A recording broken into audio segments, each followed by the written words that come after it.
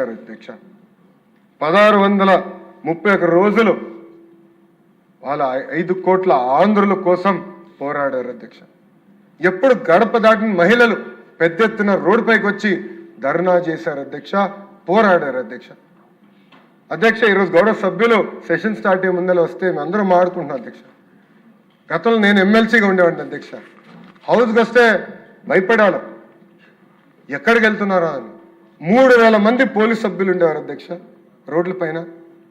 ఆనాటి ముఖ్యమంత్రి జగన్మోహన్ రెడ్డి గారు రావాలంటే పరదాలు కట్టుకుని తిరిగేవారు అధ్యక్ష. ఎందుకంటే ఆయన భయంలో బతికాడు, ఆయనకు తెలుసు తప్పు చేశారని అధ్యక్ష. అధ్యక్ష ఆనాడు మహిళలు పెద్ద ఎత్తున పోరాడితే చూడండి అధ్యక్ష, మహిళల్ని పోలీస్ బూట్ కాలుతో తన్నారు అధ్యక్ష. ఏకంగా అధ్యక్ష మహిళలు జుట్టు పట్టుకుని లాగారు అధ్యక్ష. వాళ్ళు అడిగింది ఏంటి, మాకు న్యాయం చేయండి, ఆనాడు ప్రభుత్వం మాకు హామీ ఇచ్చింది, ఆ హామీకి మీరు కట్టుబడి ఉండాలని అడిగినందుకు జుట్టు పట్టుకుని వాళ్ళు లాగారు అధ్యక్ష. అంతేకాదు అధ్యక్ష, భూమి ఇచ్చిన దళిత రైతులకి సంఖ్యలేసి కోర్టుకి తీసుకెళ్లారు అధ్యక్ష. వీళ్ళు కృష్ణపాలెంకి సంబంధించిన అంటే మంగళగిరి నా సొంత నియోజకవర్గానికి సంబంధించిన రైతులు అధ్యక్ష. సంఖ్యలేసి భూములు త్యాగం చేసిన రైతులకి సంఖ్యలేసి ఆనాడు జైలుకి పంపించే రోజులు చూసాం అధ్యక్ష. అధ్యక్ష నేను 2023లో యువగలం పాదయాత్ర చేశాను, రాజధానిలో కూడా నేను నడిచాను అధ్యక్ష. ఆనాడు రైతుల్ని కూడా కలుస్తాం జరిగింది. వాళ్ళందరికీ ఒకటే చెప్పాను, తెలుగుదేశం విధానం వెరీ క్లియర్, ఒకే రాష్ట్రం ఒకే రాజధాని అభివృద్ధి వికేంద్రీకరణ అని ఆనాడు చెప్పిన అధ్యక్ష. ఈరోజు ఎన్డీఏ కూడా దానికి కట్టుబడి ఉంది అధ్యక్ష. అంతేకాదు అధ్యక్ష, ఆనాడు జరుగుతున్న ఉద్యమం చూపించడానికి మీడియా మిత్రులు వెళ్ళి వీడియోలు తీసి చూపిస్తే అధ్యక్ష వాళ్ళపైన కూడా కేసులు పెట్టారు అధ్యక్ష. ఒక్క ఈటీవీ విలేకరి పైన అటెంప్ట్ రేప్ కేసు కూడా పెట్టారు అధ్యక్ష. అంటే ఎవరిని వదిలిపెట్టలేదు, రైతులపైన కేసులు పెట్టారు, ప్రతిపక్షంలో పోరాడుతున్న ప్రజాప్రతినిధులపైన కేసు పెట్టారు, ఇంకా మీడియా మిత్రులపైన కూడా ఆనాడు కేసులు పెట్టి ఎట్టి పరిస్థితి గొంతు నొక్కాలని ప్రయత్నించారు అధ్యక్ష. కానీ ఉద్యమం మటుకు ఆగలేదు అధ్యక్ష, అందరూ పోరాడారు అధ్యక్ష. అధ్యక్ష మీరు కూర్చున్న స్థానంలోనే ఆనాడు తమ్మినేని సీతారామ గారు కూర్చుని ఏకంగా అమరావతిలో ఉన్న మహిళల్ని వయసులతో ఆనాడు పోల్చారు అధ్యక్ష, వయసులతో ఆనాడు పోల్చారు అధ్యక్ష. అంతేకాదు అధ్యక్ష, జగన్మోహన్ రెడ్డి గారు మహిళల్ని ఏకంగా పేడ్ ఆర్టిస్టులని ఆనాడు పిలిచారు అధ్యక్ష. అంటే మహిళలంటే ఎంత చిన్న చూపో ఏదో ఒక ఉదాహరణని ప్రజలందరూ కూడా గమనించాలి అధ్యక్ష. అధ్యక్ష అచ్చెన్నాయుడు గారు చాలా అద్భుతంగా ఈరోజు చెప్పారు అధ్యక్ష. ఆ రోజు ఈ 3 రాజధానుల బిల్లు వస్తే పెద్ద ఎత్తున తెలుగుదేశం పార్టీ శాసనసభ్యులు అటు కూర్చుని పోరాడారు, నినాదాలు చేశారు అధ్యక్ష. దానికోసం వాళ్ళే ఆనాడు సస్పెండ్ కూడా చేస్తాం జరిగింది అధ్యక్ష. కానీ బలం సరిపోలేదు అధ్యక్ష. ఆ బిల్ కౌన్సిల్కి వచ్చింది. ఆనాడు నేను ఒక ఎమ్మెల్సీగా ఉన్నాను అధ్యక్ష. మేమందరం కలిసికట్టుగా పోరాడం, అందరం మాట్లాడడం, మమ్మల్ని ఎగతాళి చేశారు అధ్యక్ష. ఆనాడు మేమందరం నిర్ణయం తీసుకున్నాం. ఆనాటి leader of opposition Yanamala Ramakrishna గారి నాయకత్వంలో ఈ బిల్ని సెలెక్ట్ కమిటీకి పంపించాలని కూడా మేము డివిజన్ అడిగాం, మేము ముందలే చెప్పాం కూడా అధ్యక్ష. హోరాహోరీగా చర్చ జరుగుతుంది.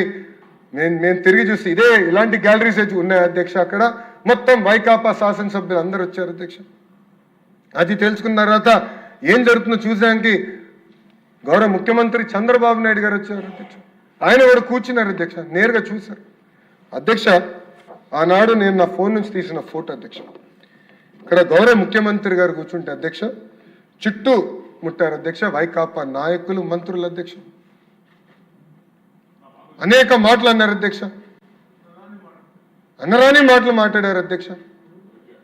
వాళ్ళకి అండగా నిలబడ్డారు అధ్యక్ష. ఆనాడు ఒక గోడగా నిలబడింది ఆ రోజు మా శాసన సభ్యురాలు భవానీ గారు కానీ, అనగాని సత్యప్రసాద్ గారు కానివ్వండి, స్వామి గారు కానివ్వండి, గుట్టిపాటి రవి గారు కానివ్వండి, మా సాంబశివరావు గారు కానివ్వండి, గోడలాగా నిలబడ్డారు.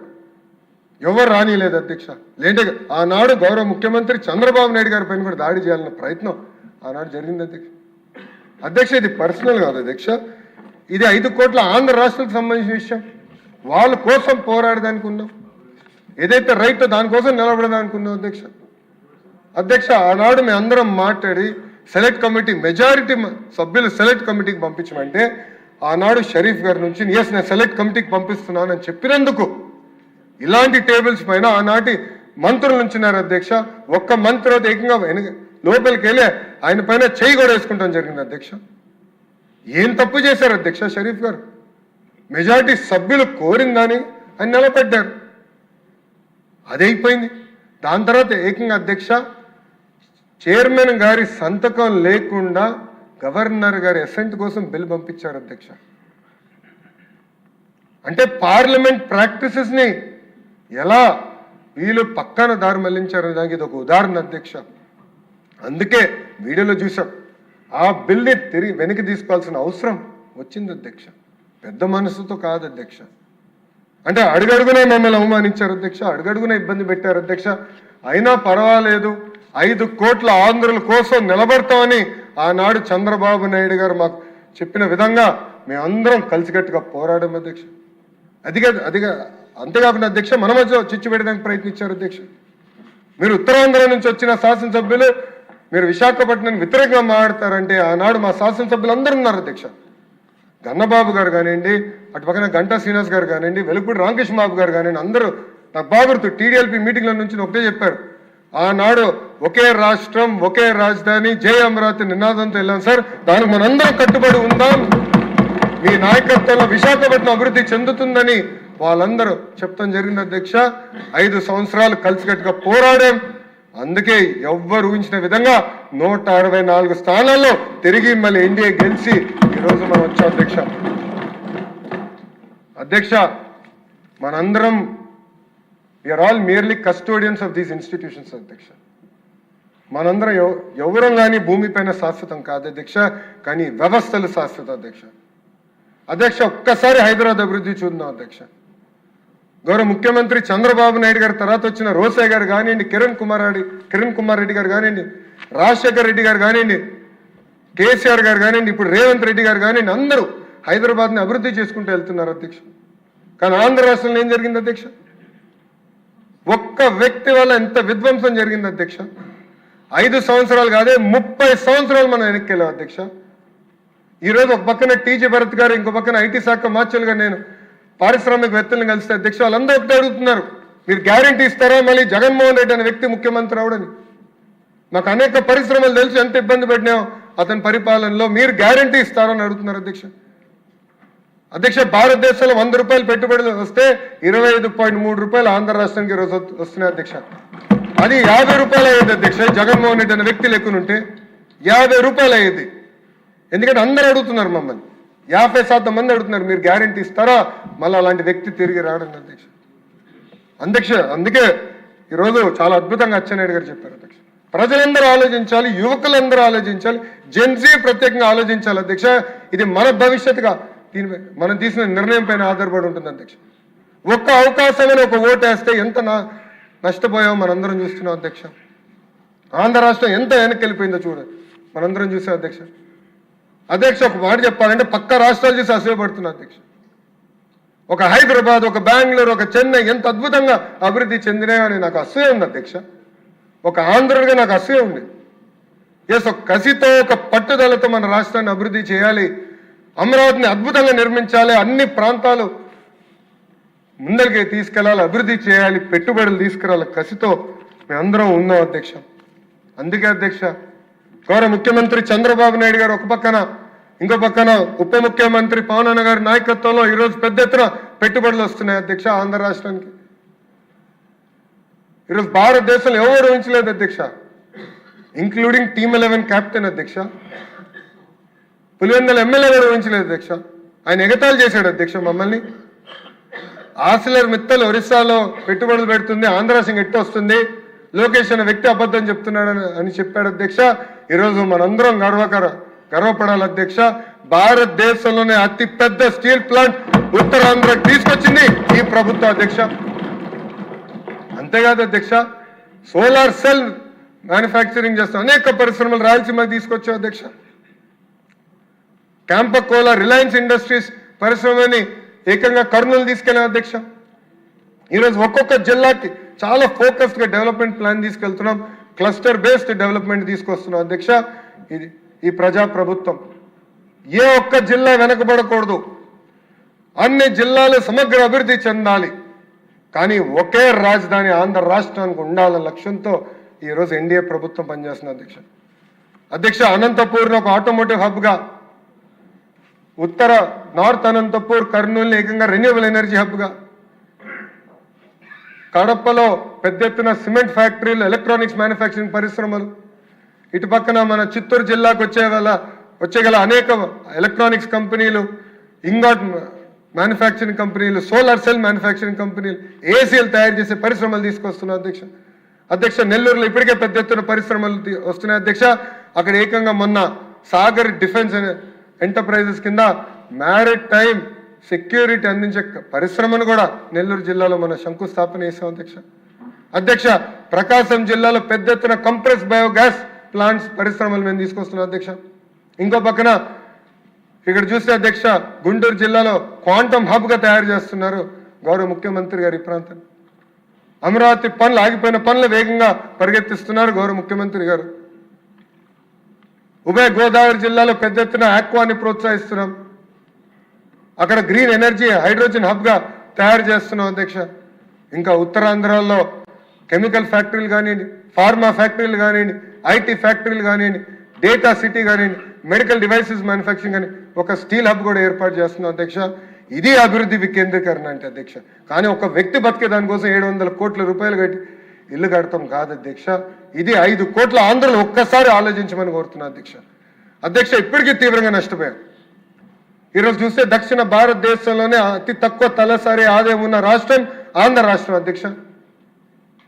5 సంవత్సరాలు ఎంత వెనక్కి వెళ్ళామా 5 కోట్ల ఆంధ్రులు ఆలోచించాల్సిన అవసరం ఉంది అధ్యక్ష. ఒక పట్టుదలతో, ఒక కసితో మేమందరం పనిచేస్తున్నాం అధ్యక్ష. ఈరోజు ఒక పక్కన గౌరవ ముఖ్యమంత్రి గారు, ఇంకో పక్కన గౌరవ ఉప ముఖ్యమంత్రి గారు కేబినెట్ మీటింగ్లో పెట్టుబడులు వస్తే ఇమ్మీడియట్గా శాంక్షన్ చేయండి, ఫాస్ట్గా వెళ్ళండి, పరిగెత్తండి అని ఇక్కడ చెప్తున్నారు అధ్యక్ష. ఇంకో పక్కన ఢిల్లీలో ప్రధానమంత్రి గారు కానివ్వండి, గౌరవ హోంమంత్రి గారు అమిత్ షా గారు కానివ్వండి, నేను ఎప్పుడు కలిసినారు ఇన్ని పరిశ్రమలు తీసుకొచ్చా, తొందరగా గ్రౌండ్ చేయి, సొంత కాళ్ళపై నిలబడాలి ఆంధ్ర రాష్ట్రాన్ని, అక్కడి నుంచి కూడా పెద్ద ఎత్తున ప్రోత్సహిస్తున్నారు అధ్యక్ష. నేను అనేక సార్లు చెప్పాను, ఇతర రాష్ట్రాల్లో డబుల్ ఇంజన్ సర్కారులు ఉన్నాయి, కానీ కేవలం ఒక ఆంధ్ర రాష్ట్రంలోనే డబుల్ ఇంజన్ బుల్లెట్ ట్రైన్ సర్కారు ఉందని అధ్యక్ష. అక్కడ ప్రధానమంత్రి నరేంద్ర మోడీ గారు, ఇక్కడ గౌరవ ముఖ్యమంత్రి గారు చంద్రబాబు నాయుడు గారు అధ్యక్ష, ఇద్దరు కలిసికట్టుగా ఆంధ్ర రాష్ట్రాన్ని ముందలు తీసుకెళ్తున్నారు అధ్యక్ష. ఈరోజు అమరావతి కోసం 16,000 కోట్ల రూపాయలు కేంద్ర ప్రభుత్వం గ్రాంట్ ఇచ్చింది అధ్యక్ష. ఆగిపోయిన పోలవరం పనుల్ని మనం పరిగెత్తిస్తున్నాం అధ్యక్ష.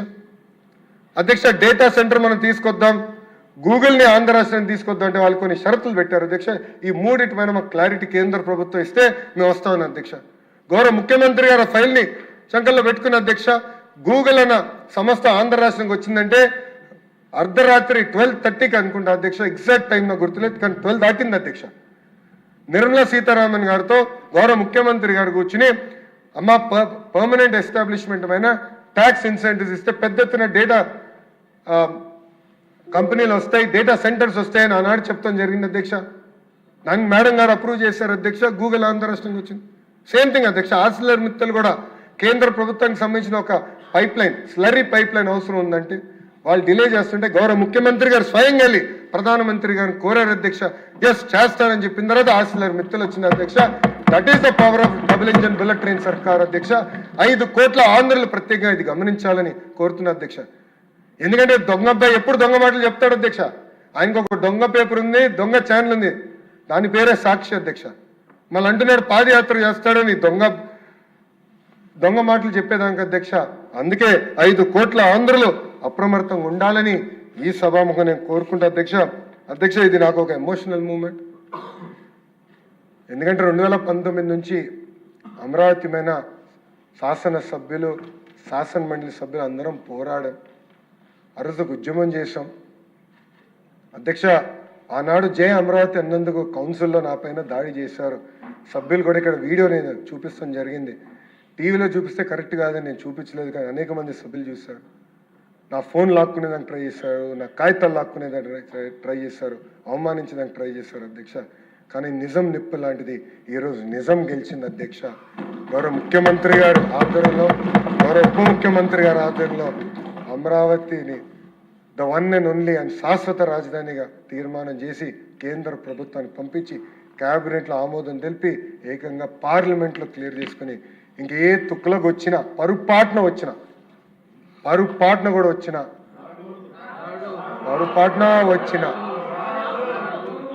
మార్చలేరు అధ్యక్ష ఈ రాజధాని.